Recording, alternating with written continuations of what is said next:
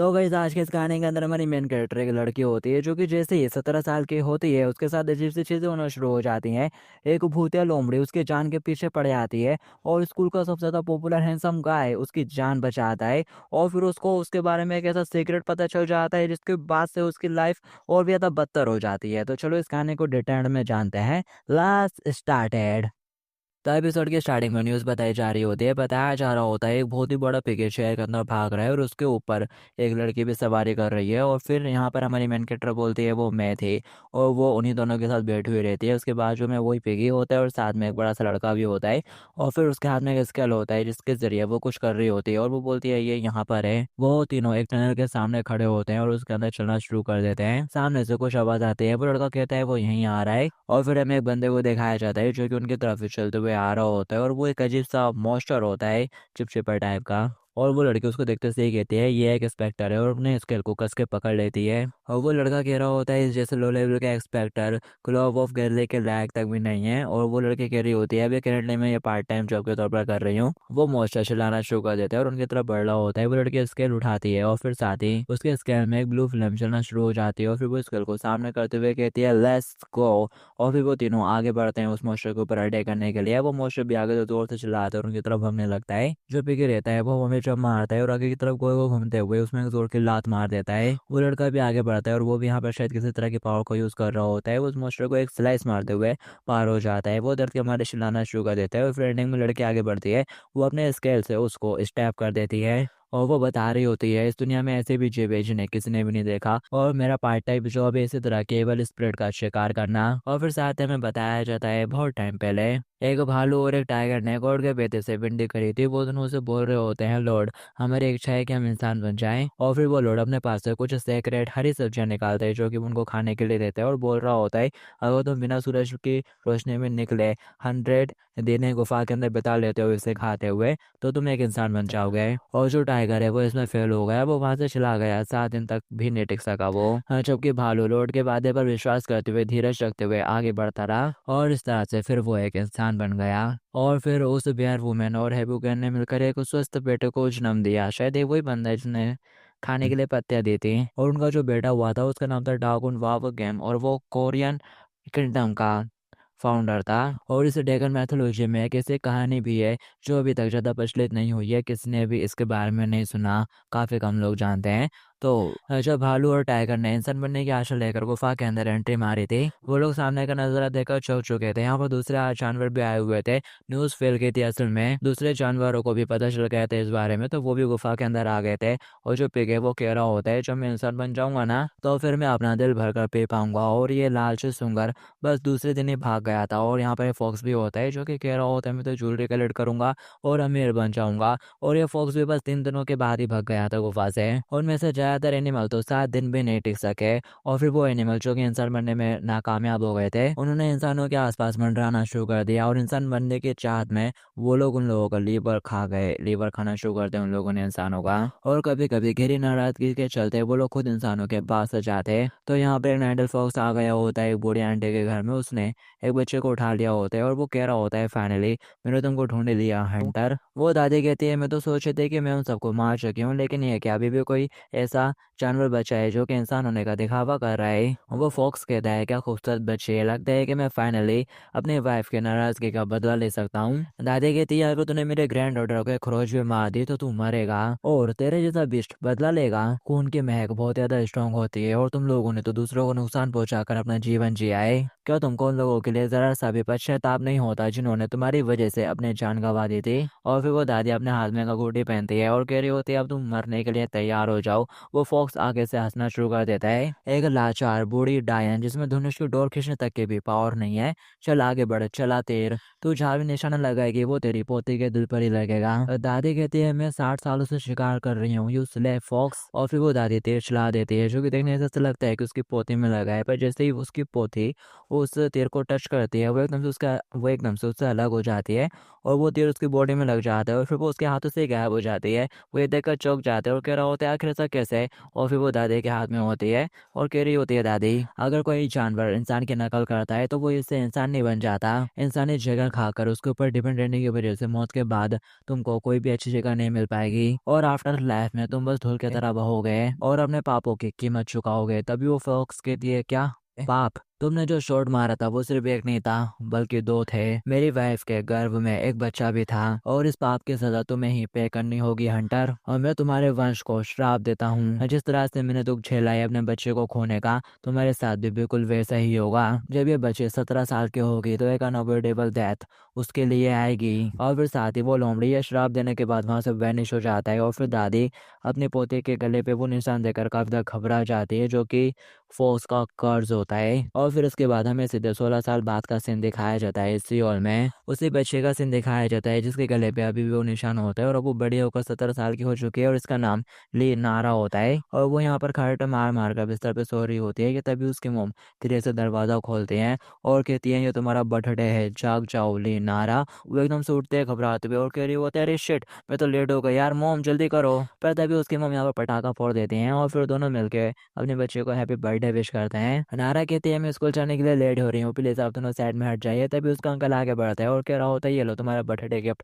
Gift देकर वो खुश हो जाती है और कह रही होती है कि गिफ्ट आखिर आप इसमें मेरे लिए क्या लेकर आई हो अंकल? शायद ये एक न्यू फोन होगा, सीरियस लेकर मैं बेहोश ना हो जाऊं। पर जैसे ही वो गिफ्ट खोलती है उसके अंदर से डंबल निकलते हैं, वो भी 10-10 किलो के। उसका अंकल पोस्ट मारते हुए कहता है, स्ट्रेंथ नेशनल पावर है बेटा। नारा कहती है, अपनी भतीजी को वो चीज मत दो जो आप खुद के लिए चाहते हो। उसकी मम्मा आगे बढ़ते हुए कहती है, जरा ये तो देखो नारा, तुम्हारी मम्मी तुम्हारे लिए गिफ्ट लेकर आई है, ये महंगा था लेकिन तुम्हारी मॉम ने सिर्फ तुम्हारे लिए इसे खरीदा है। वो लोग कह रहे थे कि ये हार हर श्राप से मुक्ति दिलाएगा और हार का सुनते ही वो इमेजिन करने लगती है खूबसूरत से नेकलेस को, पर वो तो एक अजीब सा ताबीज निकलता है। वो कहती है, मोम क्या आप इस हार की वजह से अपनी बेटे को बुली होते हुए देखना चाहती हो? उसकी मोम उससे झप्पी मारते हुए कहती है, मैं तुमसे बहुत ज्यादा प्यार करती हूँ बेटा, मेरे को विश्वास नहीं होता कि तुम 17 साल के हो चुकी हो। अंकल कहते हैं, अगर मैं सच्ची सच्ची कहूँ तो यहाँ तक कि तुम्हारे अंकल भी डरे हुए थे कि तुम 17 साल से आगे नहीं जी पाओगे, क्योंकि हर कोई ऐसे ही कहता था। उसकी मोम कहते हैं, देखो बूढ़े लोग बस बकवास करते रहते हैं, फॉक्स कर्ज के बारे में और दूसरे अंदर की चीजों के बारे में। नारा कहती है कि एक फॉक्स का कर्ज आखिर आज के टाइम पर इन सारी बातों के ऊपर कौन ही विश्वास करता है।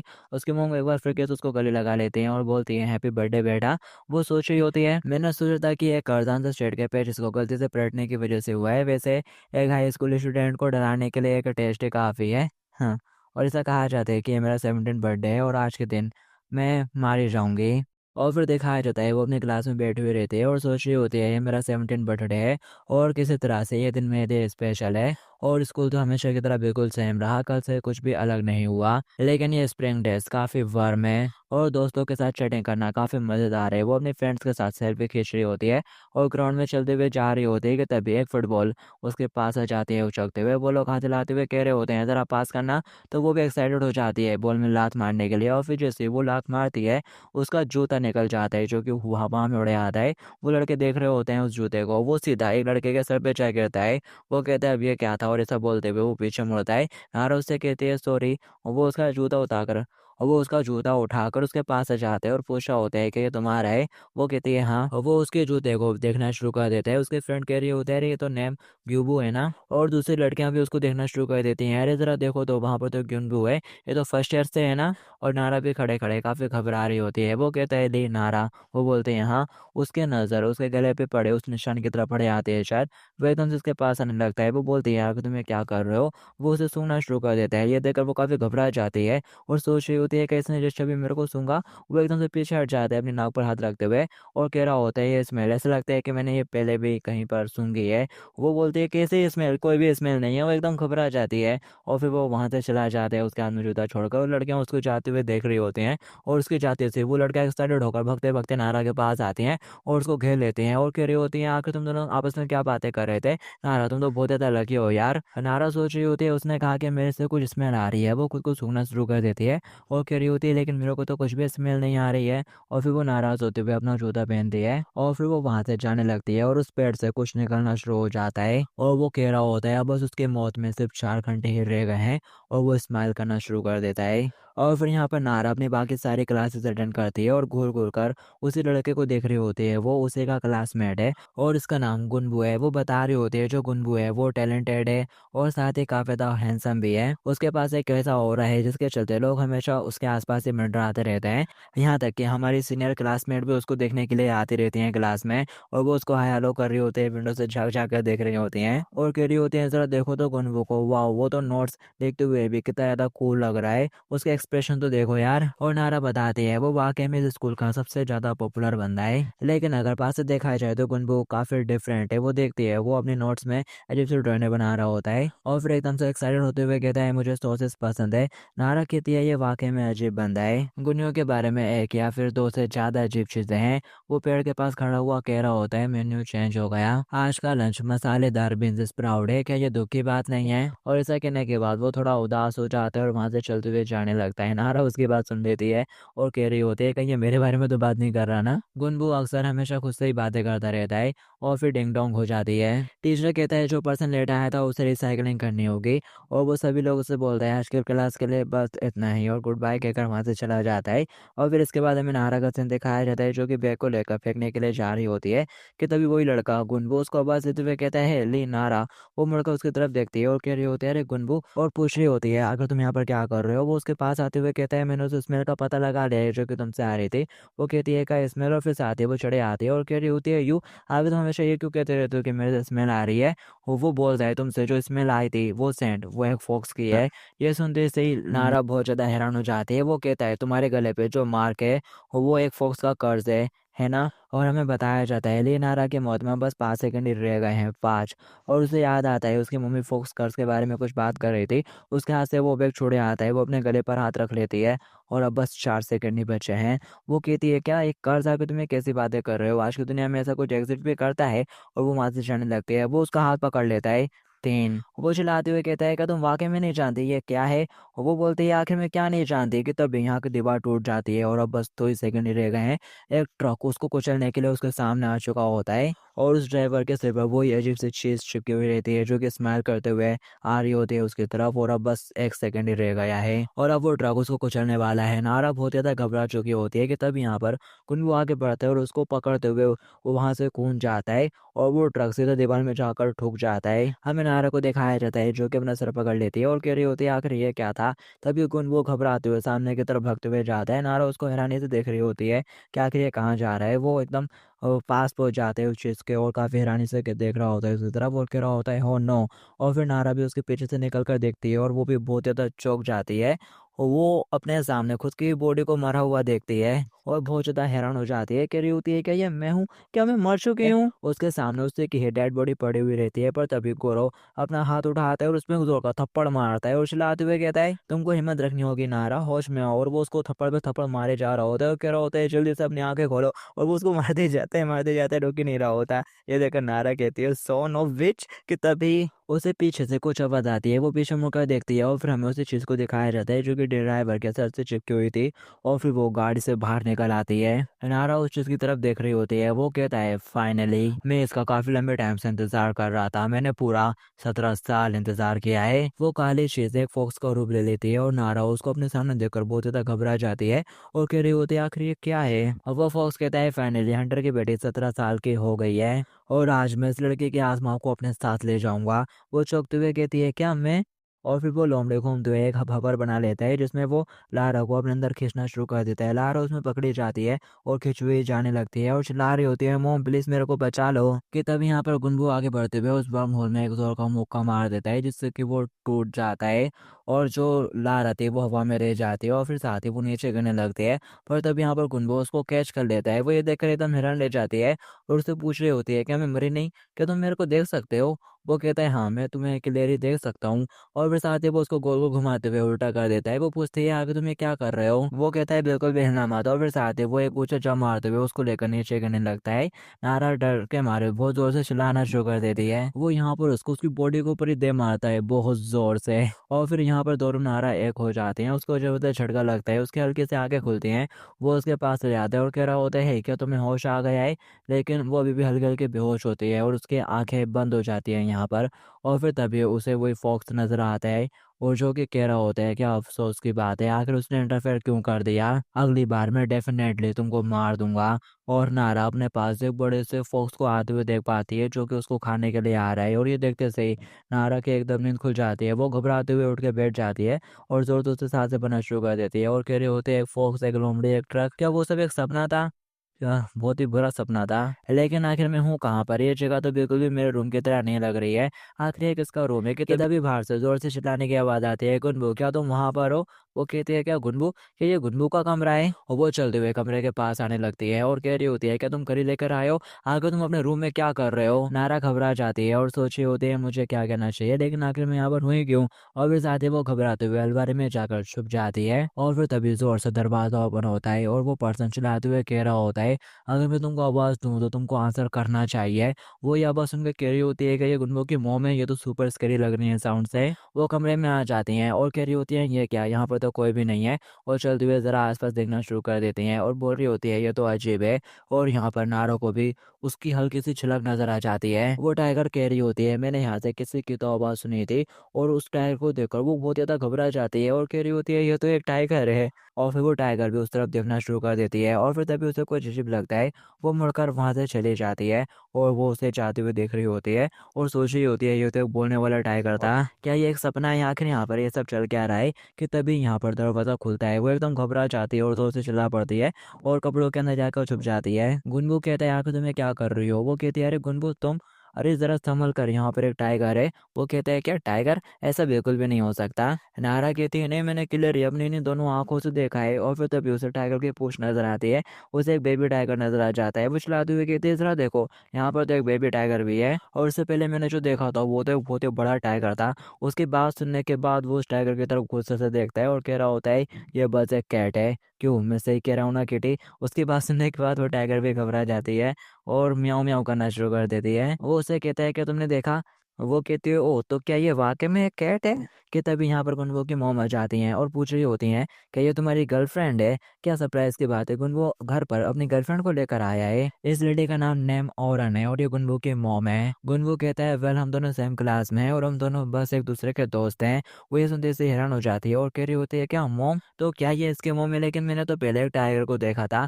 शायद मैंने कुछ गलत देख लिया था। आफ्टर ऑल वो एक बोलने वाला टाइगर था, और ऐसा कैसे हो सकता है? और ये गुनगु की मॉम है जो कि बहुत ज़्यादा खूबसूरत भी हैं। वो उससे हेलो बोलती है छुपते हुए, कि तभी उसकी नज़र भी उसके गले पर चली जाती है। वो उसके गले को करीब से देखना शुरू कर देती है, उस कर्स को, और बोल रही होती है गुनगु तो वाक़ई में एक इंटरेस्टिंग फ्रेंड को घर पर लेकर आया है। तुम्हारा नाम क्या है? वो बोलती है मैं नारा हूँ, ली नारा। तभी गुनगु बीच में आते हुए कहते हैं नारा बहुत ज़्यादा बिज़ी है और अब उसको अपने घर पर जाना है। वो कहती है क्या ऐसा है? नारा भी कहने लगती है हाँ मुझे जाना चाहिए।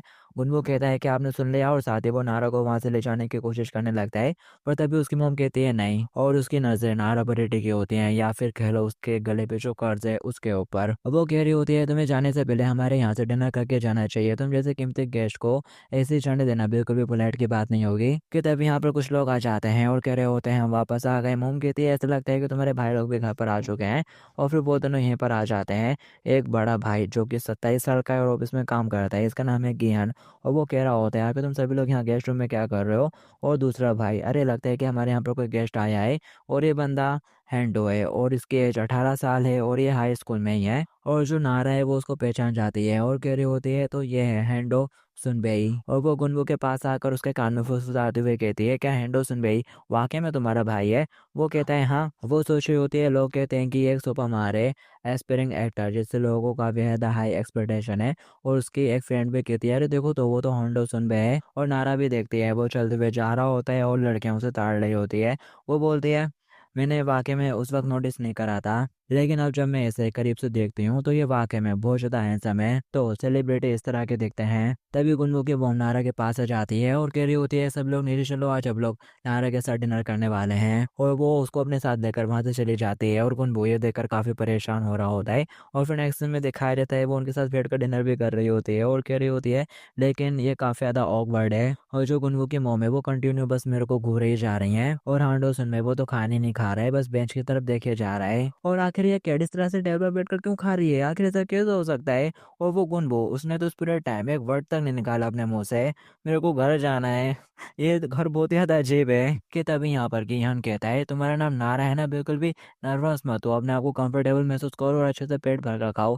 और वो उसको एक डिश भी पास करता है, उसकी तरफ देखकर वो कहती है हाँ। और सोच रही होती है ये ओपा तो वाकई में एक एंजल की तरह है, ये कितना ज़्यादा काइंड है। कि तभी उसकी नज़र उसके एक फर के ऊपर पड़ जाती है जो कि उसके कोट से निकल रहा होता है। वो कहती है ओपा तुम्हारे कोट के ऊपर पंख लगा हुआ है। वो कहता है कहाँ पर। वो कहती है यहाँ पर। और ऐसा कहते हुए उसको वो उस पंख को पकड़ लेती है, जो देखकर गुनगु काफी ज्यादा घबरा जाता है और कह रहा होता है नहीं नारा रुक जाओ। पर वो उस पंख को पकड़ कर खींच देती है तो उसके हाथ में पूरा पंख आ जाता है, जो देखकर वो काफी ज्यादा हैरान हो जाती है। और फिर साथ ही ज्ञान भी चिल्ला पड़ता है और फिर साथ ही उसके दोनों पंख निकल आते हैं। और नारा उसकी तरफ देखकर बहुत ज्यादा हैरान हो रही होती है और सोच रही होती है इसके पास तो पंख है, क्या ये वाकई में एंजल है। कि तभी यहाँ पर कुछ होता है और वो पूरा ट्रांसफॉर्म होकर एक मुर्गा बन जाता है और पकैक पकैक करना शुरू कर देता है। वो उसको देखकर काफी हैरान हो जाती है और कह रही होती है ये तो एक चिकन है। वो अपना चश्मा उठाकर पहन लेता है और कह रहा होता है ये काफी एम्बेरस था। नारा चिल्लाते हुए कहती है ये क्या हुआ, वो तो एक मुर्गे में बदल गया। और वो बहुत ज्यादा चौंक चुकी होती है यहाँ पर और चिल्ला रही होती है। और गुनगु कहता है ये तो एक डिजास्टर है। और फिर वो खड़े होकर गुनगु से पूछना शुरू कर देती है आखिर ये क्या है। वो बोलता है कि तुमने अभी जस्ट नहीं कहा ये एक चिकन है। वो बोलती है ये नहीं, मैं तुमसे ये नहीं पूछ रही हूँ।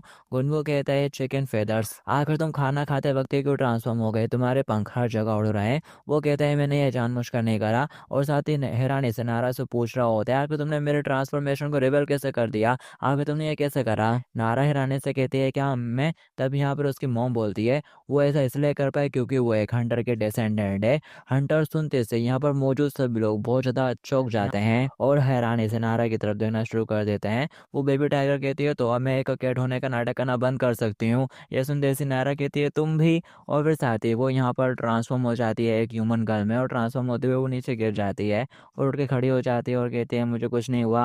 नारा उसकी तरफ हैरानी से देख रही होती है। तभी उसकी मोम कहती है यूरी तुम्हारी टेल। वो कहती है अरे नहीं, मैंने सोचा था कि इस बार ये परफेक्ट है। और उसकी मोम कहती है देखा इसलिए मैं तुमसे बोलती रहती हूँ कि तुमको और बेहतर कर ले खाना चाहिए रेगुलरली। तभी हैंडो कहते हैं आखिर हम इससे ज्यादा और कितना कैलोरी खा सकते हैं। यहाँ पर है कैडली का पैनकेक, गार्लिक के फिश, गार्लिक के स्पेक्स, यहाँ तक के पेगर्ड भी रखे हुए हैं, गार्लिक का केक, गार्लिक गार्लिक गार्लिक, कितना ज्यादा गार्लिक, मैं सबसे पक चुका हूँ यार, मुझे आज़ादी दे दो कोई से। इसके अलावा इसका टेस्ट भी बकवास है। यहाँ पर उसने सारे इंग्रेडिएंट के साथ में सब कर दिया है, हर जगह पर बस लहसुन का स्वाद है, मेरे मुंह में बस लहसुन का ही स्वाद है और कोई फ्लेवर ही नहीं है। इसके अलावा ये मेरे टेस्ट बड के खिलाफ है, ये खाना खाने लायक ही नहीं है। और नारा सोच रहे होते हैं तो खाने के बारे में कंप्लेन करते हुए भी कितना ज्यादा हैंडसम लग रहा है। मोम बोलती है क्या तुम खाने के बारे में कंप्लेन कर रहे हो, बस खाओ। वो कहता है नो वे। वो बोलती है खाओ। वो कहता है नहीं मैं नहीं खाने वाला। तो ये सुनते से अब वो बहुत ज़्यादा गुस्सा हो जाती है और कह रही होती है अच्छा तो तुम नहीं खाने वाले। और फिर साथ ही वो उसके मुंह के ऊपर थूक देती है। ये देखकर नारा एकदम हैरान रह जाती है अब ये क्या है। वो भी काफी ज्यादा परेशान होने लगता है और चिल्लाते हुए कहने लगता है ये बहुत ज्यादा डर्टी है, गंदा। और साथ ही फिर वो यहाँ पर ट्रांसफॉर्म हो जाता है एक सुंगर में, जिसको देखकर नारा तो एकदम शौक रह जाती है। वो अपनी पिगी वाली नाक से खाने को सूंघना शुरू कर देता है और साथ ही मुंह डालकर खाना खाना शुरू कर देता है बिल्कुल सुंगरों की तरह। और कह रहा होता है डिलीशियस, ये बहुत ज्यादा टेस्टी है। और भर भर के खाना शुरू कर देता है। ये देखकर नारा एकदम चौंक जाती है और सोच रही होती है हैंडो सुनबे एक ऐसा बंदा जिससे सब लोग चलते हैं, वो बहुत ज्यादा कूल है और ब्यूटीफुल भी है। उसकी खूबसूरती के आगे दूर दूर तक कोई भी नहीं टिक पाता। लेकिन एक्चुअली वो एक पिग है, इससे कोई फर्क नहीं पड़ता चाहे मैं इसे कैसे भी देख लूँ, ये परफेक्टली एक पिग है। वो यहाँ पर पूरी प्लेट चाट जाता है और कह रहा होता है ये बहुत ज़्यादा डिलीशियस है, मुझे और खाना है, मुझे और चाहिए। और फिर तभी उसे रियलाइज होता है कि मैं ये क्या कर रहा हूँ। और वो देखता है उसने चाट चढ़ कर यहाँ पर पूरे बर्तन चमका दिए होते हैं। और मोम उसकी तरफ देखते हुए बोलती है तो बताओ क्या खाने का स्वाद अच्छा नहीं था। वो अपना चेहरा फेर लेता है और दुखी हो जाते हैं और कह रहा होता है ये बिल्कुल भी सही बात नहीं है, तुम लोग मेरे को बिल्कुल एक पिग की तरह ट्रीट करते हो। ये सुनते से ही नारा मनी मन कहती है तुम एक पिगी तो हो। और फिर वो पिगी चिल्लाते हुए कहता है मैं बिल्कुल भी नहीं सह सकता, इस तरह से किसी के चेहरे के ऊपर थूकना बिल्कुल भी अच्छी बात नहीं है, इसी वजह से हम पकड़ा गए। और वो मुर्गा भी कह रहा होता है पहली बात तुमने आखिर हमें इस बच्चे के साथ डिनर करने के लिए बोला ही क्यों। और साथ यहाँ पर टाइगर गर्ल भी शिकायत कर रही होती है कि गुनबू ओपा ने मेरे से बिल्ली के थ्रेट करने के लिए कहा था, जो कि काफी अजीब है। और वो दोनों बहुत ज्यादा चिल्ला चिल्ला कर बात कर रहे होते हैं, उनके मुंह से थूक निकल कर उसके चेहरे पे लग रही होती है। वो बहुत ज्यादा गुस्सा हो जाती है और हाथ उड़ाते हुए कहती है सभी लोग शांत हो जाओ। और वो अपने टाइगर वाले फॉर्म में आ जाती है और सभी लोगों को उड़ा देती है। और यहाँ पर गुनगु को कोई फर्क नहीं पड़ रहा, वो तो अपना खाना खाने में में लगा हुआ है और यहाँ पर नारा भी उनको हैरानी के साथ देख रही होती है और सोचती है तो पहले मैंने कोई भी मिस्टेक नहीं करी थी, मैंने गुनबो को जिसको देखा था ये वो ही है, यही वो टाइगर थे, ये वाकई में एक टाइगर है। वो सभी लोगों से कह रही होती है ये बहुत ज़्यादा रूड है, तुम गेस्ट के सामने इस तरह से बिहेव कर रहे हो, आखिर तुम्हारे मैनर्स कहाँ पर है, आखिर तुम लोग कब एक इंसान की तरह ऐड करना सीखोगे हाँ। और फिर तभी टाइगर की नज़र नारा के मोबाइल के ऊपर पड़ती है, वो यहाँ पर उन लोगों की फ़ोटो खींच रही होती है और वो लोग ये देख लेते हैं और चिल्लाते हुए कहते हैं जल्दी से उसे डिलीट करो। वो कहती है आई एम सॉरी, और क्या अब तुम लोग मेरे को खाने वाले हो। ये सुनते सी टाइगर कहती है क्या कहा तुमने, आखिर हम तुमको क्यों खाएंगे, ऐसा लगता है कि तुम्हें यहाँ पर कोई गलत फहमी हो गई है, क्या तुमने द लेजेंड ऑफ डेगन के बारे में सुना है। वो कहती है हाँ। वो बोलती है वहाँ पर दूसरे एनिमल्स भी थे, मेरे को खुद को अच्छे से इंट्रोड्यूस करने दो। और फिर वो बताती है हम उन जानवरों के वंशज हैं जिन्होंने गॉड्स द्वारा दिए गए सेक्रेट मूंग वार्ड और लेजुन को खाया था, लेकिन हम लोग उस गॉड के में फेल हो गए और साथ ही इंसान बनने में भी फेल हो गए। गुनवो कहते हैं आखिर तुमने पूरी स्टोरी क्यों बता दी, आखिर अब आप लोग इस सिचुएशन को कैसे हैंडल कर पाएंगे, इन सब के बारे में मेरी एक क्लासमेट को पता चल जाना सच में। तभी वो उसकी तरफ देखते हुए कहती है गुनबू क्या तुम वाकई में एक इंसान हो। उसकी बात सुनने के बाद वो आगे से मुस्कुराना शुरू कर देता है। नारो से एक बार पूछती है क्या तुम एक इंसान हो या फिर एक एनिमल। अभी ये सुनते सी वो दोनों काफी तो गुस्सा हो जाते हैं। वो चिकन कह रहा होता है एक्सक्यूज मी, ये वाकई में बहुत ज्यादा एम्बेरसिंग वाली बात है, तुमने तो अब हमको एक जानवर की तरह ट्रीट करना शुरू कर दिया है, हाँ आखिरी किस तरह की बात होती है। और पिगी उसके पास आते हुए कहता है ऑफ कोर्स हम लोग इंसान हैं, क्या तुमने पहले कभी किसी भी पिग को बात करते हुए देखा है। नारा एकदम घबरा जाती है। चिकन उसके पास आता है और कह रहा होता है नारा तुमको लोगों को उनके अपीयरेंस से जज नहीं करना चाहिए। उसकी बात सुनने के बाद नारा उसकी तरफ अच्छे से देखती है और कह रही होती है चाहे मैं तुम्हें कैसे भी देख लूं तुम परफेक्टली एक चिकन हो। ये संदेश ही वो गुस्सा हो जाता है और कह रहा होता है शट अप, अपना मुंह बंद रखो। और फिर तभी यहाँ पर गुनसू उसको जवाब देते हुए कहता है ऑब्वियसली मैं एक इंसान हूँ। वो कहती है क्या वाकई में। वो बोलता है तो तुमको क्या लगता है कि मैं कौन हूँ। तभी यहाँ पर टाइगर बोलते हैं चाहे हम इंसान हो या फिर जानवर, और तुम चाहे एक ऑर्डिनरी स्टूडेंट हो या फिर एक हंटर, ये सारा मामला बस पर्सपेक्टिव का है। अगर आज तुम्हारा सामना एक बेस्ट या फिर एक हंटर से होता है तो तुम इसे ऐसा कह सकते हो कि ये एक फेथ था, लेकिन तुम इंसानों के बीच और दूसरे ह्यूमन तुम लोग इसे ऐसे देख सकते हो कि ये एक डेस्टिनी है। और वो टाइगर फिर कैसे इंसान में ट्रांसफॉर्म हो जाती है और उसे पूछ रही होती है तुमको क्या लगता है कि मैं क्या हूँ। और फिर तभी उसकी नज़र फिर कैसे उस कर्स के ऊपर पड़ती है। वो कहती है डैम इट ये फॉक्स। और फिर साथ ही वो अपने पास से एक तालिस्मान निकाल कर उसको देती है। वो पूछती है आखिर ये क्या है। वो बोलती है तुमने मौत को धोखा देकर फॉक्स के कर्ज को रिटर्न कर दिया, तुम्हारा कल आज से बिल्कुल डिफरेंट होगा, जब भी जरूरत हो इसे अपने दरवाजे पर चिपका देना, ये पैटर्न हम लोगों से कनेक्टेड है। ये सुनते से वो थोड़ी हैरान हो जाती है। और फिर नेक्स्ट डे में दिखाया जाता है वो कह रही होती है अब बहुत ज़्यादा देर हो चुकी है, मेरे को वापस जाना होगा।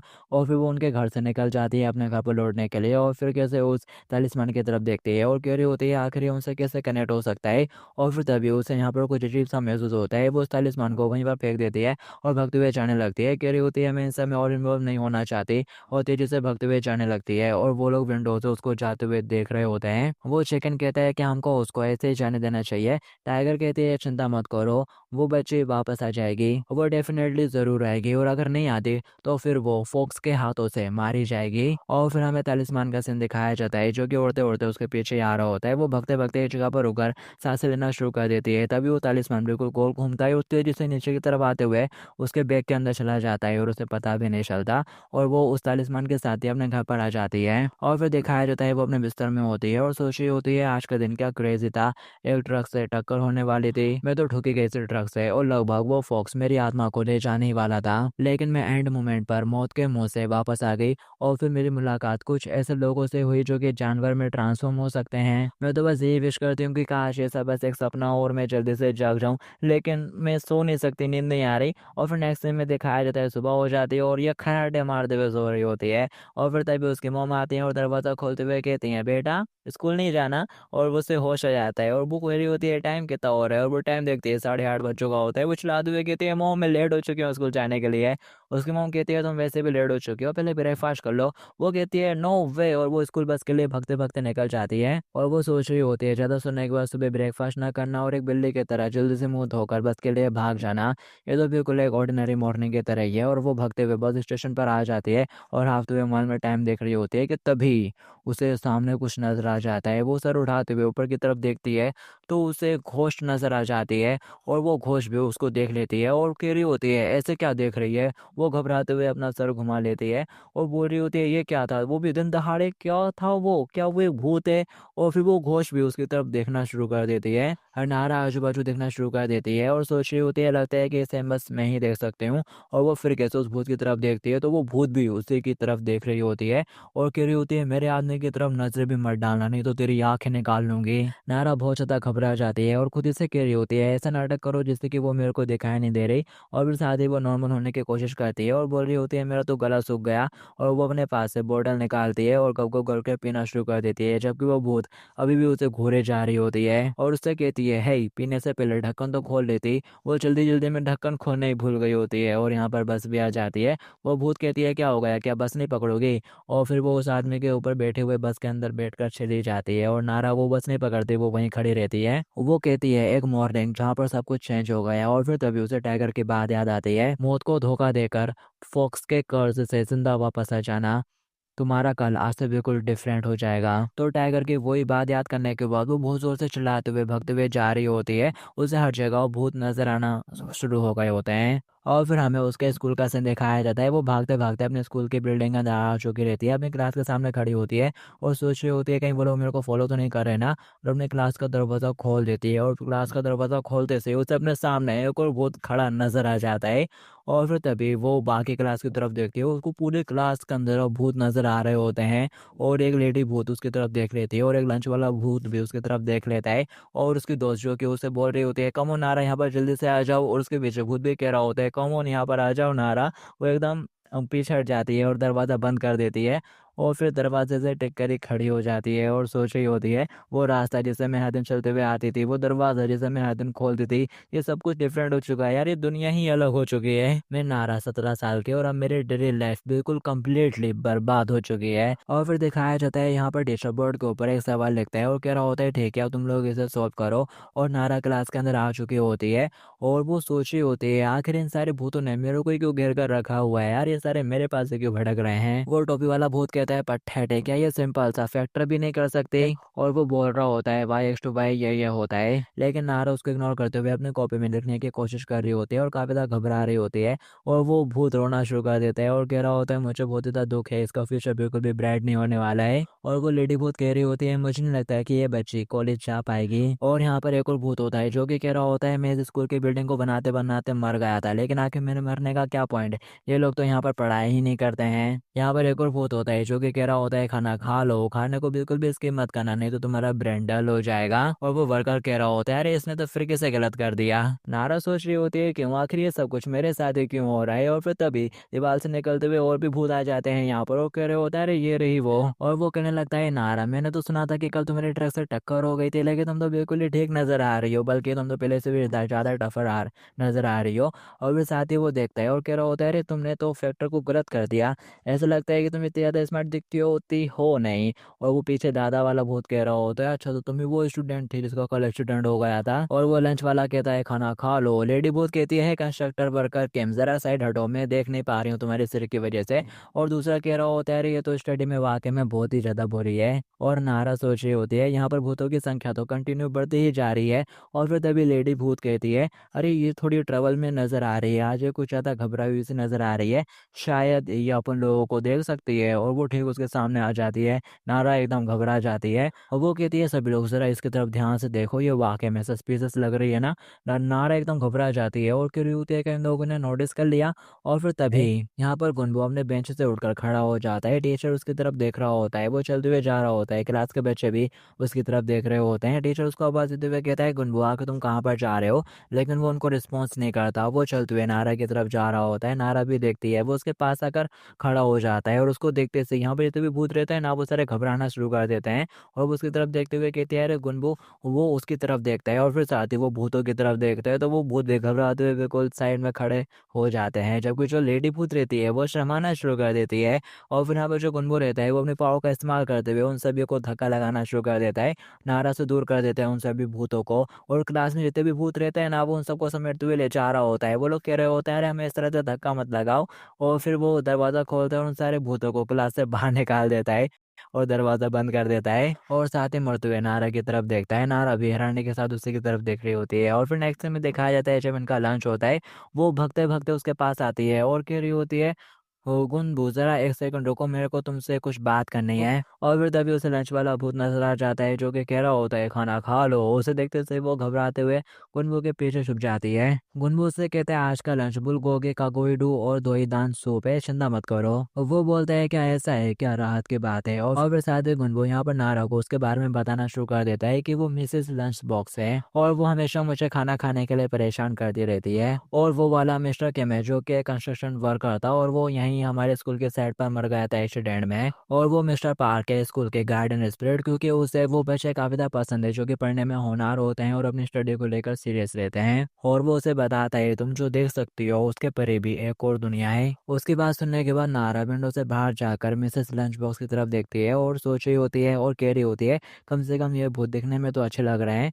वो कहता है, भूत बिल्कुल इंसानों की तरह ही होता है और इस दुनिया में कुछ घोस्ट बहुत ज़्यादा बुरे भी होते हैं, ट्रूली इवल। नारा कहती है, बिल्कुल सही, जैसा कि वो क्रीपी फॉक्स था जिसने मेरी आत्मा को लेने की कोशिश करी थी। तभी गुनगु धीरे धीरे नारा के पास आने लगता है और नारा पूछ रही होती है, यार कि तुम ये क्या कर रहे हो। वो उसे सूंघ रहा होता है और सूंघने के बाद वो पीछे हट जाता है और कह रहा होता है, मैं नहीं जानता कि वो फॉक्स तुम्हारे पीछे क्यों पड़ी हुई है, लेकिन तुम यहाँ पर भी बिल्कुल भी सेफ नहीं हो, ऐसा मैं सुनकर बता सकता हूँ।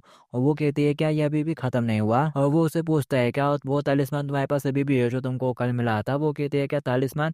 वो कहता है, मैं बहुत ज़्यादा सरप्राइज हो गया था जब मेरी मॉम ने वो तुमको इतनी आसानी से दे दिया। जैसे सुनते से वो हैरान हो जाती है और पूछ रही होती है, क्या वो इतना ज़्यादा वैल्यूएबल था। और सोच रही होती है, मैंने तो उसे बस ऐसे ही फेंक दिया। गुनगु कह रहा होता है, अगर तुम जिंदा रहना चाहती हो तो उसे अपने दरवाजे पर चिपका देना। और ऐसा करने के बाद वो वहाँ से चला जाता है और वो सोच रही होती है, वाह ये तो काफ़ी बुरा हुआ। अगर मैं उसे ये कह देती कि मैंने उसे दूर फेंक दिया है तो वो पक्का काफ़ी नाराज़ हो जाता। और फिर दिखाया जाता है वो अपने घर पर आ जाती है और कह रही होती है, काफ़ी अच्छी स्मेल आ रही है। उसकी मॉम ने कुछ टेस्टी बनाया होता है आज खाने के लिए। वो कहती हैं, पहले जाकर हाथ मुँह धो लो फिर आप लोग खाते हैं। वो कहती है, ओके। और फिर नेक्स्ट टाइम में दिखाया जाता है रात हो जाती है और फिर हमें खंबे के नीचे लाइट का सीन दिखाया जाता है जिसके नीचे एक भूत दुबक कर बैठा हुआ रहता है। और फिर उस भूत को भी कुछ स्मेल आती है और वो उसे सूंघते सूंघते नारा के घर तक पहुंच जाता है और घर के अंदर ही घुस जाता है वहां पर जहाँ पर उसका मम टेस्टी खाना बना रही होती है। और फिर दिखाया जाता है वो एक दरवाजे के सामने खड़ा होता है और दरवाजे के उस पार बाथरूम में जो नारा है वो मुंह हाथ धो रही होती है और वो दीवार को पार करते हुए अंदर आ जाता है और कह रहा होता है, डिलीशियस स्मेल। और वो अपना हाथ मुंह धो रही होती है बेखबर होकर। और यहाँ पर ये भूत असल में नारा के स्मेल की वजह से आया है, यानी वो उसको खाने के लिए ही आया है शायद यहाँ पर। वो कह रही होती है, सीरियसली अंकल मैं यहाँ पर चेहरा धो रही हूँ यार, यहाँ से गेट आउट हो जाओ। और वो धक्का मारते उस भूत को रूम से ही बाहर कर देती है। वो भी एकदम हैरानी से बाहर खड़ा हो जाता है। तभी उसकी मम्मी कहती है, अरे यार मैं भी कितनी बड़ी भुला करूँ, नारा स्टॉप को देखना, मैं टॉफी लेने के लिए बाहर जा रही हूँ। वो बंदा कहता है, क्या स्टॉप को देखना है। स्टॉप स्टॉप कहते हुए वो स्टॉप के पास ही से लगा कर बैठ जाता है और कह रहा होता है, मुझे ये देखना है। और फिर नारा मुंह धोने के बाद कमरे से बाहर निकलते हैं और चलते हुए अंकल के पास ले जाती है। कह रही होती है, अंकल प्लीज नो करके आया करो यार। कि तभी अंकल फटाक से अपनी सारी वायरें काट देता है क्योंकि वो नहीं चाहता कि नारा को पता चल जाए वो क्या देख रहा था। और वो उसको अजीब सी नजरों से देखती है और सांस भरते हुए वहां से जाने लगती है। वो कहता है, नो करा करो। वो बोलते हैं, ठीक है हिसाब बराबर। और वो अपने कमरे में जाने लगती है कि तभी पीछे से आवाज आती है, नॉक नॉक। और वो पीछे मुड़ते हुए कहती है, आखिर आप होते कौन हो मेरे को ये बात बोलने वाले। और जवान निकाल कर चढ़ाने लगती है कि तभी वो देखती है वो तो भूत होता है जो कि उसके पीछे पीछे आ रहा है और नॉक नॉक कह रहा होता है। वो कह रही होती है, ये तो काफ़ी अलग लग रहा है। और वो उसका पीछा कर रहा होता है तो वो घबराती हुई सीढ़ी को जोर जोर से चढ़ना शुरू कर देती है और अपने रूम के अंदर घुस जाती है और कह रही होती है, आखिर वो था क्या। और फिर तभी उसे उसकी बात याद आती है, उसने कहा था जो भूत रहते हैं ना वो बिल्कुल इंसानों की तरह होते हैं, कुछ अच्छे होते हैं तो कुछ बुरे होते हैं। और यहाँ पर नारा सोचते हैं शायद वो बुरा वाला घोस्ट है और वो भूत दरवाजे के पास से जाता है और नॉक नॉक कह रहा होता है। नारा चिल्लाते हुए कहते हैं, नहीं अंदर मत आना बिल्कुल भी। लेकिन वो भूत तो दरवाजे के पार होते हुए उसके रूम के अंदर घुस जाता है और कह रहा होता है, डिलीशियस स्मेल। नारा उसको देखकर चौंक जाती है। और फिर तभी यहाँ पर वो नेकलेस जो कि उसकी मोम ने गिफ्ट करा था वो यहाँ पर काम कर जाता है। वो उस भूत को वहीं पर थोड़ी देर के लिए रोक देता है। वो ये देखकर खुश हो जाती है और सोच रही होती है, वुडो नेकलेस तो इफेक्टिव निकला। और वो भूत आगे नहीं बढ़ पा रहा होता है उसकी वजह से, नारा को टच नहीं कर पा रहा होता, दूर खड़ी होती है वो थोड़ी। और फिर तभी उसे डंबल नजर आ जाते हैं। वो उन दो डंबल को उठाती है और कह रही होती है, बेकॉन डीमन। और उनसे कुछ करने लगती है कि तभी डंबल नीचे पड़ जाते हैं क्योंकि वो बहुत ज़्यादा हैवी होते हैं नारा को उठाने के लिए। तभी वो भूत अपने हाथों को आगे करते हुए नारा को गले से पकड़ लेता है। फिर वो भी अपना बैग पैक पकड़ लेती है और कोशिश कर रही होती है कि वो उसे ना खींच पाए, लेकिन वो भूत भी पीछे से ज़ोर लगा रहा होता है। वो चिल्लाते हुए कहती है, अंकल मेरे को बचाओ, लेकिन उसका अंकल तो गाने सुनने में लगा हुआ रहता है और कुछ देख रहा होता है। और वो भूत उसकी बॉडी से उसकी आत्माओं को निकालना शुरू कर देता है और उसकी बॉडी बेहोश हो जाती है। वो कह रही होती है, शिट, मेरी आत्मा फिर से मेरी बॉडी से बाहर आ गई। और वो कहता है, ईटिंग अ फ्रेश सोल। और नारा घबरा जाती है और कह रही होती है, आखिर तुम मेरे को क्यों खाना चाहते हो युगल घोस्ट। और फिर तभी उस घोस्ट के हाथ टूट जाते हैं और नारा की आत्मा फिर से अपनी बॉडी के अंदर चली जाती है। उसने उस बैग को पकड़ा होता है शायद इसलिए, और वो तालिस्मान काम करने लग गया होता है। वो उस बैग को पकड़ते हुए उसमें तय मारती है और कह रही होती है, यहाँ से दफा हो जाओ। और फिर तभी बैग के अंदर का सारा सामान निकल जाता है और उसके अंदर वही तालिस्मान भी होता है। और उस तालिस्मान को देखते से उसके दिमाग की बत्ती जल जाती है। वो कह रही होती है, लेकिन इस तालिस्मान को तो मैंने फेंक दिया था, आखिर ये यहाँ पर क्यों है। और वो उस तालिस्मान को पकड़ लेती है और उसे फिर टाइगर की बात याद आती है कि इसे अपने दरवाजे पर चिपका देना जरूरत पड़ने पर। तो फिर वो दरवाजे की तरफ देखती है, लेकिन बीच में फिर किसी भूत उठ के बैठ जाता है। वो घबराते हुए नीचे गिर पड़ती है और कह रही होती है, दरवाजे के पास कैसे जाऊं, बीच में भूत है। और उसके हाथ में पेन लग जाते हैं। वो उससे कह रही होती है, मेरे पास मत आना। और सब कुछ फेंक कर उसे मारना शुरू कर देती है, जिसकी वजह से वो भूत गुस्सा हो जाता है और मुंह खोलते हुए उसकी तरफ बढ़ने लगता है उसे खाने के लिए, और उसको दीवार में ठोक देता है। और फिर किसे उसके अंदर से उसकी आत्मा को निकालने लगता है। और फिर तभी उसकी नज़र साइड में रखी गोजश के ऊपर पड़ती है। वो कहती है, ये भी तो एक दरवाजे की तरह ही होता है। और वो घोष उसको खाने के लिए आगे बढ़ने लगता है कि अब तुम मेरा खाना बनोगी। नारा चिल्लाते हुए कहती है, बस सपना देखो, आके तुमको क्या लगता है कि तुम कौन हो जो मेरे को खा सकते हो।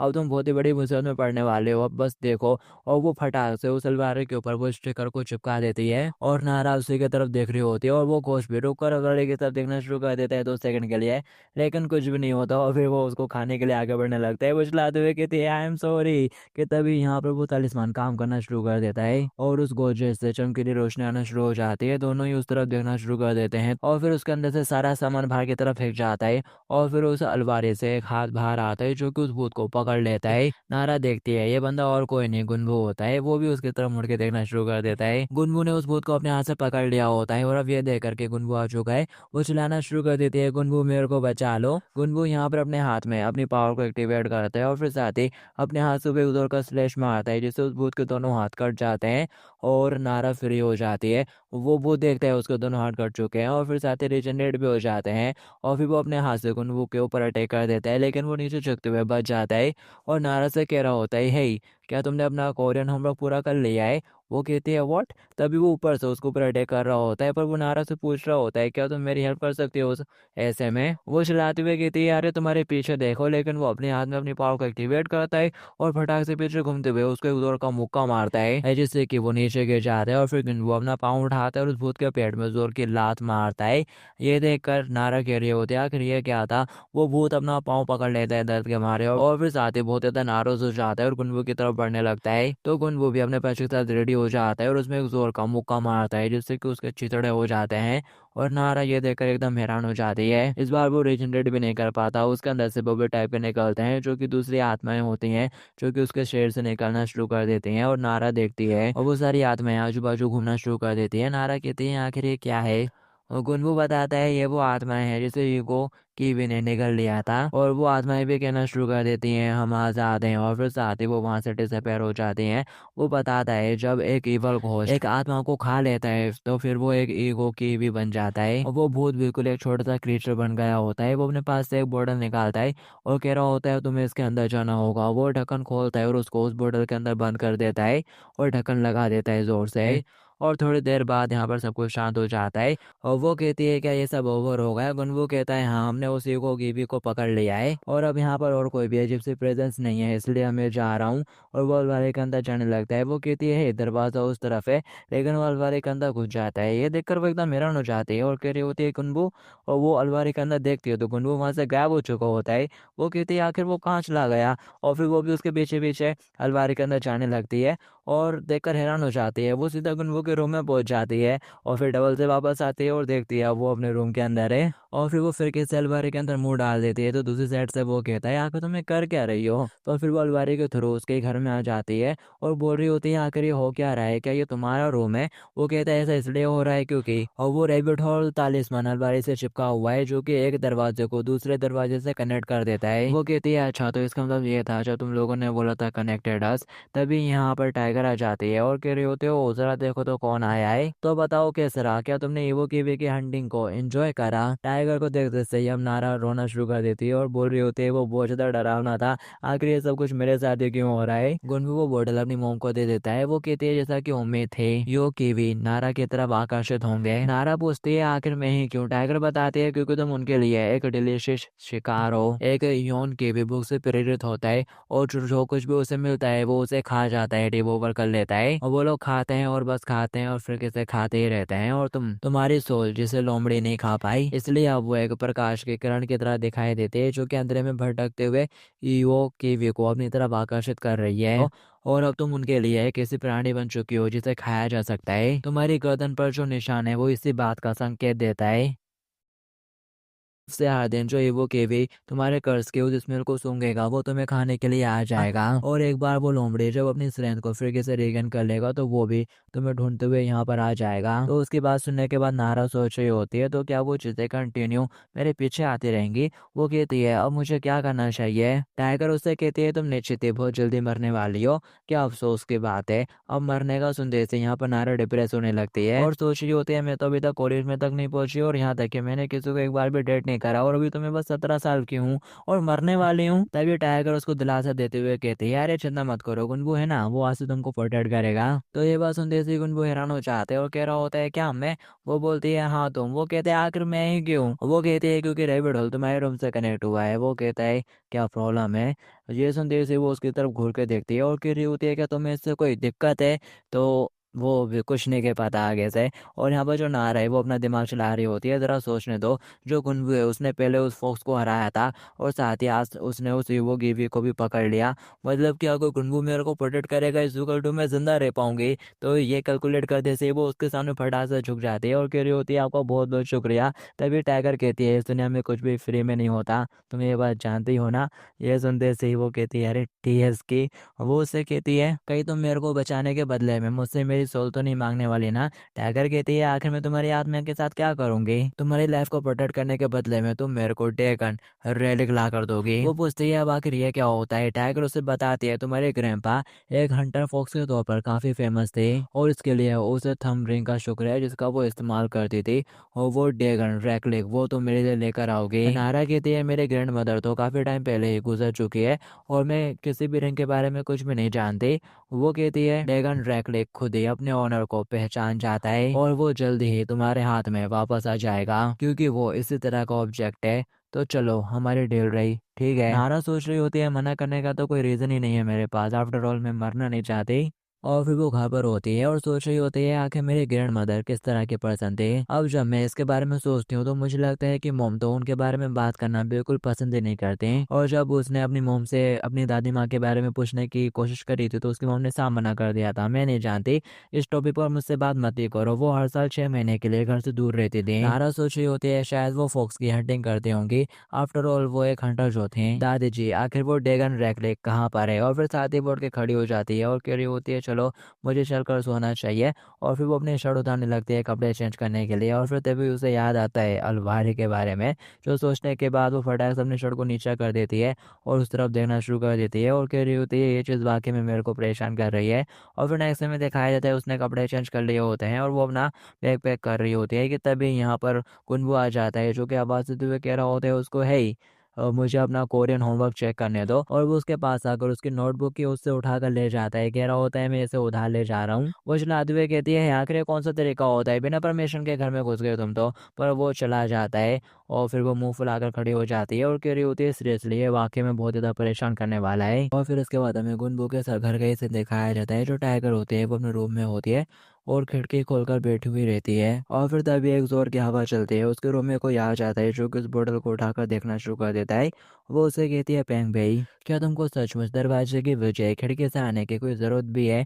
ये सुनते उसी वो कह रहा होता है, इस तरह के लॉजिक के साथ तो तुम एक इंसान की तरह साउंड कर रही हो।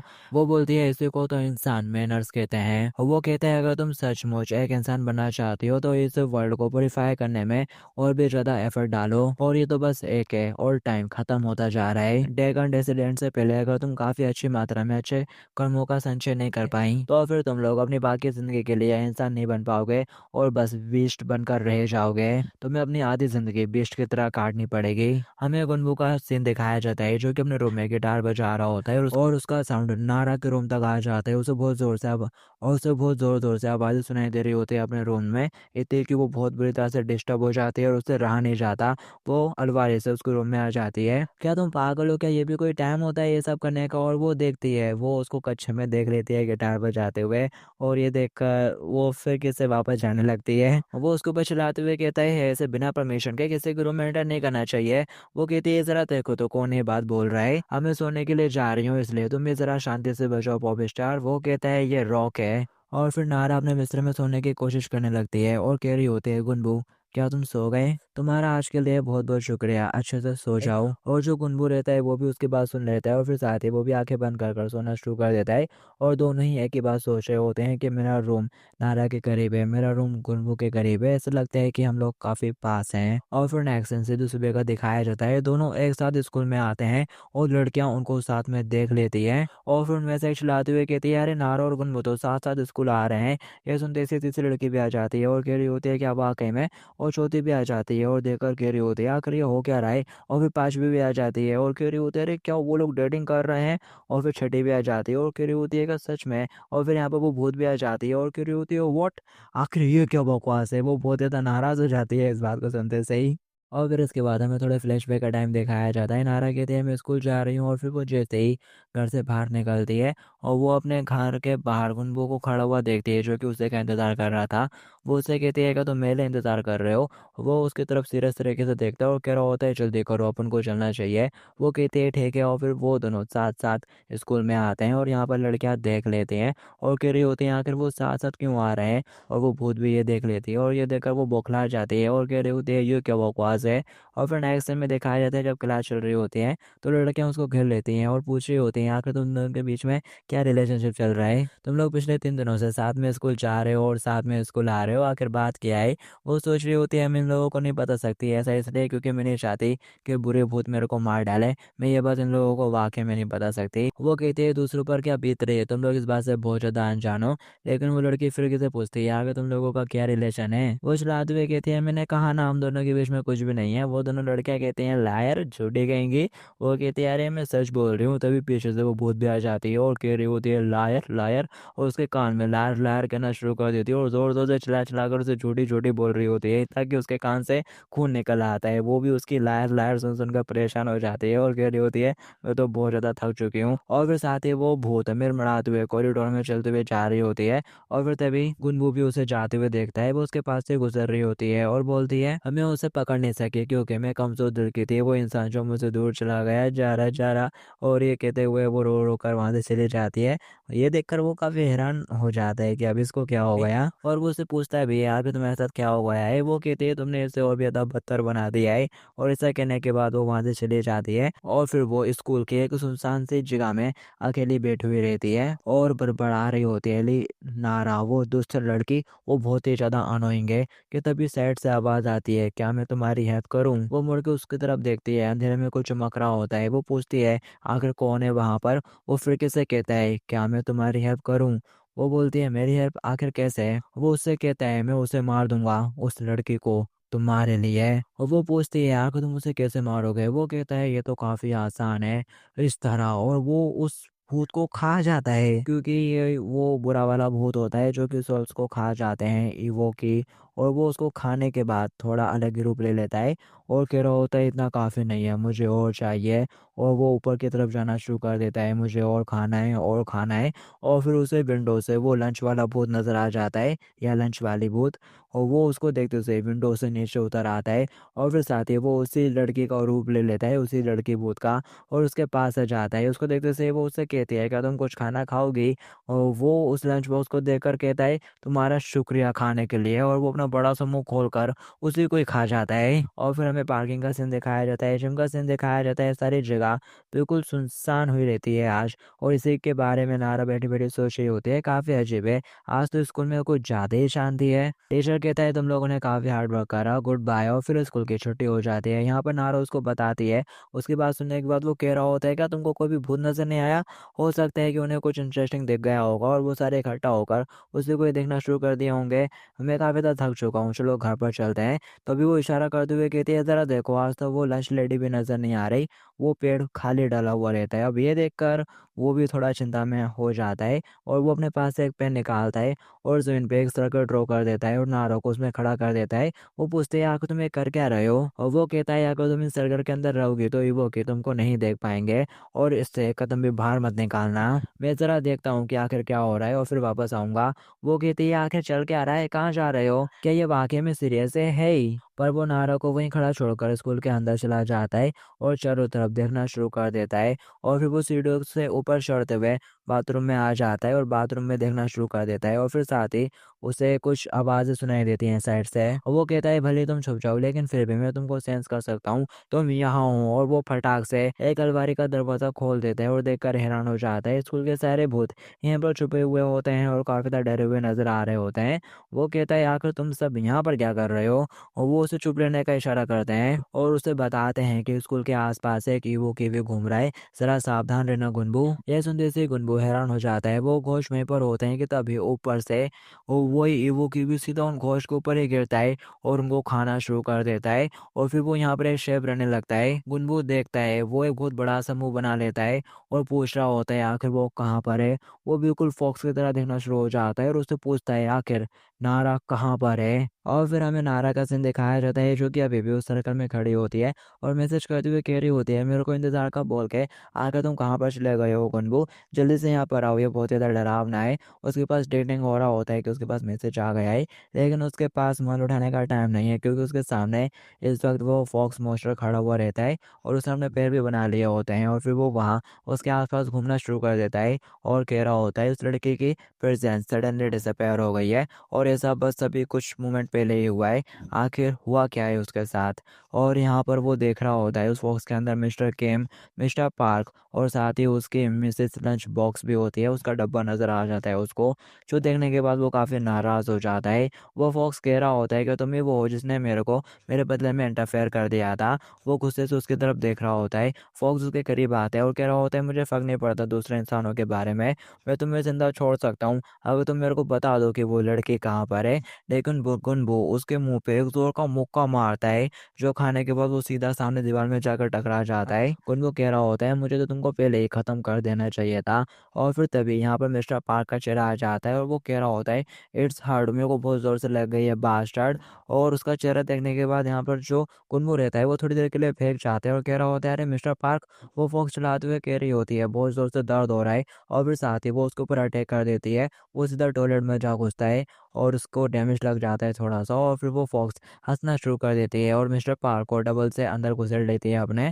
और कह रही होती है, ऐसा लगता है कि मैं उनको बहुत जल्दी खा गई, जिसकी वजह से वो अच्छे से डाइजेस्ट नहीं हो पाए हैं। गुनगु कहता है, अच्छा ऐसा ही। और फिर वो तेजी से आगे बढ़ता है अपने मुक्के के साथ और उसको एक जोर का मुक्का मारता है और साथ ही चलाते हुए उसके ऊपर मुक्कों की बारिश कर देता है। और फिर वो एक दम लगाकर मुक्का मारता है सीधे उसके पेट में और वो मुक्का खाने के बाद उसके मुंह से वो मिस्टर पार्क को उगल देता है। वो सीधा सामने जा गिरता है। वो दोनों उसकी तरफ देख रहे होते हैं। वो उठ के बैठ जाता है और साथ ही थम्स अप करते हुए कहता है, बहुत अच्छे गुनबू, और नीचे से गायब हो जाता है, फर्श में चला जाता है। और वो फॉक्स कहती है, वैसे बूढ़े घोस्ट का टेस्ट इतना अच्छा भी नहीं होता, तो उसे जाने दो, उसे कोई फर्क नहीं पड़ता। गुनगुन सोच रहा होता है बहुत सारे सोल को कंज्यूम करने के बाद जो ईगो भी रहते हैं वो पागल हो जाते हैं, लेकिन ये फॉक्स ये कोई ऑर्डिनरी इवल घोस्ट नहीं है। और वो लोमड़ी उसके आसपास मंडराना शुरू कर देता है और कह रहा होता है, मेरे को काफी रिफ्रेश महसूस हो रहा है, क्या मुझे यहाँ पर सीरियस हो जाना चाहिए? गुनगुन कहता है, जरूर, क्योंकि मैं तुमको तब तक पीटने वाला हूँ जब तक तुम्हारे मुंह से सब कुछ बाहर नहीं आ जाता, कि तभी यहाँ पर टॉयलेट खूंखार हो जाता है और गुनगुन के ऊपर अटैक कर देता है पीछे से। लेकिन वो झुककर बच जाता है और कह रहा होता है, ये क्या था, एक टॉयलेट नहीं, एक इल्यूजन। वो फॉक्स कहते हो, तुम तो डॉज करने में काफी अच्छे हो। गुनगुन कहता है कि ये फॉक्स का ट्रांसफॉर्मेशन मैजिक था। तभी वो फॉक्स कहता है, जरा अपने पैरों के नीचे तो देखो। वो नीचे देखता है तो उसके नीचे भी एक मुंह आने लगता है उसको खाने के लिए, लेकिन वो फटाक से जंप करते हुए उसके अटैक से बच जाता है। और फिर तभी ऊपर भी एक मुंह बन जाता है जो कि उसे खाने के लिए नीचे की तरफ आता है, लेकिन वो साइड होते हुए उस अटैक से बच जाता है और नीचे लैंड कर बच जाता है। कि तभी फर्श से और भी मुंह निकलते हैं उसे खाने के लिए, लेकिन वो उनसे भी बच जाता है और फॉक्स की तरफ देख रहा होता है। यहाँ पर कई सारे मुंह निकलते हैं उसको खाने के लिए, आगे बढ़ते हैं, लेकिन वो उन सब से बचते हुए सीधा फॉक्स के पास पहुंच जाता है और उसके मुंह में एक जोर का घुटना मारता है और साथ ही अपने पंच के साथ उसको एक जोर का मुक्का मारकर नीचे जमीन में धंसा देता है। वो लोमड़ी अभी नीचे गिरा होता है और वो उसको दूसरा मुक्का भी मारने लगता है। कि तभी यहाँ पर लोमड़ी उसके ऊपर अटैक कर देता है और उसको पूरा एक हाथ यहाँ पर कट जाता है। ये देखकर वो भी थोड़ी देर के लिए हैरान रह जाता है और फिर हमें नारा का सीन दिखाया जाता है जो कि बोल रही होती है, आखिर तुम क्या कर रहे हो यार, तुम तो मेरे मैसेज का रिप्लाई ही नहीं दे रहे हो, अब मेरे को तुम्हारी चिंता हो रही है। और साथ ही वो स्कूल की बिल्डिंग की तरफ देखना शुरू कर देती है और कहती है, गुनबू, आखिर तुम कर क्या रहे हो? और फिर इसके बाद हमें फिर से टॉयलेट का सीन दिखाया जाता है जहाँ पर गुनबू का एक हाथ कट चुका होता है। वो लोमड़ी कहती है, मैंने तुम्हारे लीवर को निशाना बनाया था लेकिन मैं चूक गया। और फिर तभी वो लोमड़ी कुछ देखकर हैरान हो जाती है। गुनबू गुस्से के साथ उसको देख रहा होता है। वो लोमड़ी आगे से हंसते हुए कहती है, यू बास्टर्ड, तो तू भी कोई इंसान नहीं है। यहाँ पर गुनगु का एक बीच वाला हैंड आ गया होता है। वो लोमड़ी उस हाथ को देखने के बाद गुनगु से सवाल करता है, आखिर तुम जैसा क्रिएचर इंसानों को क्यों बचा रहा है और मेरे रास्ते में रोड़ा क्यों बन रहा है? लेकिन गुनगु आगे से उससे कोई भी जवाब नहीं देता। वो खुद अज्यूम करता है कि ऐसा हो सकता है कि तुम यहाँ पर इंसानों से फेवर गेन करने की कोशिश कर रहे हो। और फिर साथ ही वो हंसना शुरू कर देता है और कह रहा होता है, एक बीस्ट के तौर पर इससे कोई फर्क नहीं पड़ता है, चाहे तुम उन्हें कितना भी ज्यादा प्यार दिखा लो, चाहे तुम उनके प्रति कितना भी ज्यादा समर्पित हो जाओ, जब उन इंसान को तुम्हारे ट्रू नेचर के बारे में पता चलेगा तो उसका रिएक्शन हमेशा की तरह सेम ही होगा, यू डिस्गस्टिंग। या तो वो तुमसे डर जाएंगे। तुमको क्या लगता है इंसान क्या करेंगे अगर उन्होंने तुमको इस हालत में देख लिया? मुझे लगता है कि तुम जवाब जानते हो, तो क्या तुम अभी भी अपनी पूंछ हिलाओगे इंसानों का प्यार पाने के लिए? और मुझे लगता है कि हमारे पास नुकीले दांत होने का बस एक ही रीजन है। गुनगु कहता है, इससे तुम्हारा कुछ भी लेना देना नहीं है, और अगर तुम होते कौन हो मेरे से ये बात बोलने वाले? तुम हो वो जो कि इंसानों को खाते हो जिंदा रहने के लिए, और मैं बिल्कुल भी तुम्हारी तरह नहीं हूँ। और वो यहाँ पर अपने हाथ को फिर कैसे इंसान वाले हाथ में बदल लेता है और कह रहा होता है, कम ऑन आ जाओ, मैं तुम्हें स्मैश करके तुम्हारे टुकड़े टुकड़े कर दूंगा। और वो चलाते हुए कहता है, यू बेस्ट। और गुनगु भी अपना मुक्का लेकर उसकी तरफ बढ़ता है और उसके मुंह पे एक जोर का पंच मारता है फिर कैसे, और लाइट बाहर तक फ्लैश हो जाती है और ये नारो को नजर आ जाता है। उसको कुनबू की फिक्र होने लगती है। वो सर्कल के बाहर झंडे के बारे में सोचती है, लेकिन तभी उसको कुनबू की बात याद आ जाती है, एक बेबी बाहर मत निकालना यहाँ से। तो उसकी ये बात याद करने के बाद वो रुक जाती है और फिर से उसको मैसेज करने लगती है, मेरे को तुम्हारे बारे में चिंता हो रही है, क्या तुम ठीक हो? कि तभी यहाँ पर कोई साइकिल चलाते हुए आता है और वो गलती से नारा को ठोक देता है और नारा उछलते हुए सर्कल के बाहर गिर पड़ती है और उसे चोट लग जाती है। वो कहता है, सॉरी। नारा मुड़ते हुए उसकी तरफ देखती है, वो भी उसको देखते से पहचान जाता है और कह रहा होता है, अरे तुम, आखिर तुम यहाँ पर क्या कर रही हो? नारा कहती है, हैंडो सुन बे। और फिर साथ ही उसकी नजर उस सर्कल के ऊपर पड़ती है। उसकी साइकिल की वजह से वो सर्कल में डर गया होता है और वो कह रहा होता है, क्या हो गया तुमको? वो कहती है, पिक सुन बे। यह संदेश वो चलाते हुए कहता है, क्या कहा तुमने? कि तभी यहाँ पर जो उसका कर्ज है वो एक्टिवेट हो जाता है और फोक्स को उसकी लोकेशन सेंस हो जाती है, उसे वो नजर आने लगती है। वो कहता है, मिल गई मुझे तुम। और साथ ही वो मुस्कुराते हुए दीवार से पार होते हुए उस तरफ जाने लगता है और ये देखकर गुनगु परेशान हो जाता है, अरे नहीं नारा। वो वहां से सीधा बाहर आकर नारा के सामने जाने लगता है और वो दोनों देखते हैं उस चीज को निकलते हुए। वो सीधा वो उसके सामने गिरता है और फिर से फौज का रूप ले लेता है। नारा उसको देखते से घबरा जाती है और कह रही होती है, लोमड़ी। और वो लोमड़ी हंसते हुए कहता है, अच्छा तो तुम यहाँ पर थे। नारा उसको देखकर बहुत ज्यादा घबरा जाती है और कह रही होती है, क्या ये पहले वाली वही लोमड़ी है? वो लोमड़ी कहता है, मरने के लिए तैयार हो जाओ। और वो मुंह खोलकर उसको खाने के लिए आगे बढ़ता है। नारा चिल्लाना शुरू कर देती है और फिर तभी वो लोमड़ी एकदम से रुक जाता है और नारा देखती है उसके सामने हेंडू सुन पे आकर खड़ा हो गया होता है जिसने फॉक्स को रोक दिया होता है। यहाँ पर हल्की से एक शील्ड बनाकर अपनी एनर्जी से वो लोमड़ी कहता है आखिर ये क्या है। उसने यहाँ पर एक शील्ड बनाकर रखी होती है। वो उससे कहता है तुम कहते हैं रिम्पन से वो, और फिर साथ ही वो यहाँ पर अपने हाथ से एक रोशनी बनाना शुरू कर देता है जिसको देखते सही वो लोमड़ी फटाक से पीछे हट जाती है। और वो उससे कहता है तुम्हारी बदसूरती मेरी सुंदरता को बिल्कुल भी भेद नहीं सकती। और फिर साथ ही वो अपना सर उठाकर एक पोज मारते हुए कहता है अनअप्रोचेबल और ऑफ ब्यूटी, और एक अजीब सा पोज मारना शुरू कर देता है। वो दोनों हैरानी से उसकी तरफ देख रहे होते हैं। नारा सोच रही होती है खुद की तारीफें करने से कोई ब्यूटीफुल नहीं हो जाता, और वो लोमड़ी परेशान होते हुए सोच रही होती है अब आखिर ये लड़का कौन है।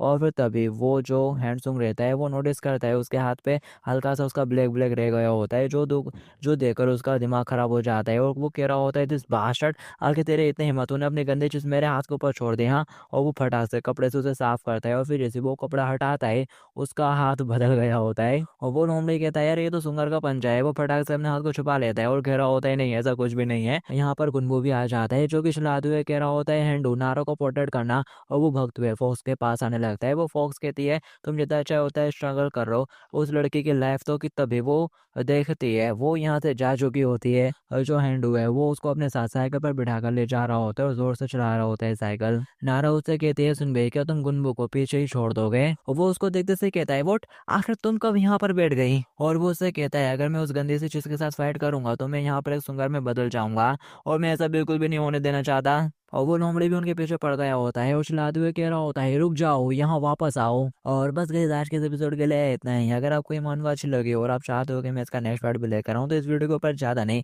बस 1K लाइक और 100 कमेंट का टारगेट पूरा कर दीजिए, फिर मैं इस मांगा के आगे वाले चैप्टर भी लाऊंगा। जब तक के लिए टू बी कंटिन्यूड। फिर मैं